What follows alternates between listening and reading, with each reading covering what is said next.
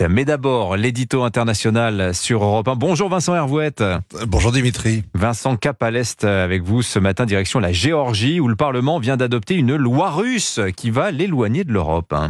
Oui, il y a 15 jours, au Parlement géorgien, un furieux, aux manches retroussées, a foncé sur l'orateur à la tribune et en plein élan lui a écrasé son poing sur la figure. La violence de l'assaut, le lieu, cette scène était sidérante et la vidéo a fait le tour du monde. Ensuite, les amis du député agressé ont roué de coups l'opposant. Il est sorti en boitant, mais la foule à l'extérieur l'a acclamé comme un héros. Le texte qui a été adopté hier est celui que présentait le député quand il a été agressé. Il a pris un nion, mais il tient sa revanche. C'est l'opposition qui est KO. Par 80 voix contre 23, le Parlement a voté cette loi russe, la loi sur l'influence étrangère. Elle vise les associations, les médias, dont 20% du financement provient de l'étranger, c'est-à-dire d'Europe ou des États-Unis. Ça fait un an que le pouvoir tente de l'imposer à la société civile, qui se débat comme un beau diable. Jusqu'ici, les manifestants avaient réussi à le faire reculer. Pas hier, malgré la foule sous les fenêtres des députés avec le drapeau bleu étoilé et l'hymne à la joie. La présidente Salomé Zourabichvili mettra sûrement son veto, mais les députés ont de quoi passer outre. Et avec le recul, le pugilat parlementaire de l'autre jour apparaîtra comme le baroud d'honneur des démocrates, le dernier sursaut des Géorgiens qui refusent de revenir dans l'orbite du Kremlin.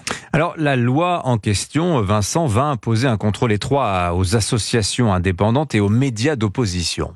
Oui, c'est la copie conforme de celle qui a été mise en œuvre en Russie et qui a mis au pas la société civile. Et ce n'est pas un hasard. Le parti au pouvoir, qui a un nom étrange et mensonger, le rêve géorgien, le parti au pouvoir a longtemps fait de la corde raide, prudent avec les Russes, mais frappant à la porte des Européens, ménageant le Kremlin qui a déjà annexé 2 provinces géorgiennes et ménageant aussi son opinion publique. Elle veut s'affranchir du puissant voisin.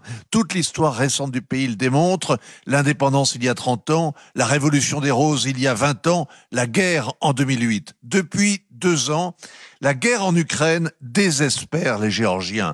Ils ne se font aucune illusion sur l'issue des combats. Ils voient aussi leur gouvernement lâcher de plus en plus de l'Est au Kremlin et il n'y a que 2 côtés à la ligne de front. Cette guerre en Ukraine éloigne un peu plus la Géorgie de l'Europe, Vincent ?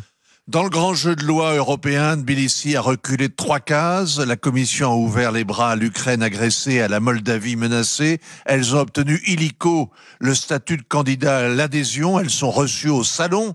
La Géorgie, elle, n'a obtenu que la perspective européenne, c'est-à-dire qu'on l'écoute, mais en la laissant sur le pas de la porte et la porte de service. La Commission lui réclame des gages, un plan en 12 points, recommandant notamment la liberté des médias, l'implication de la société civile dans la prise de décision. C'est exactement le contraire de la loi sur les agents étrangers. De facto, avec son adoption hier, c'est la porte de l'Union européenne qui vient de claquer. Le 1er mai, ce n'est pas le muguet qui a fleuri à Tbilissi. Il faudrait plutôt des chrysanthèmes pour enterrer le vrai rêve géorgien, être en Europe et sous le parapluie de l'OTAN.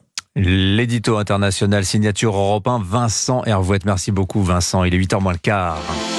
7h, 9h, Europe 1 matin.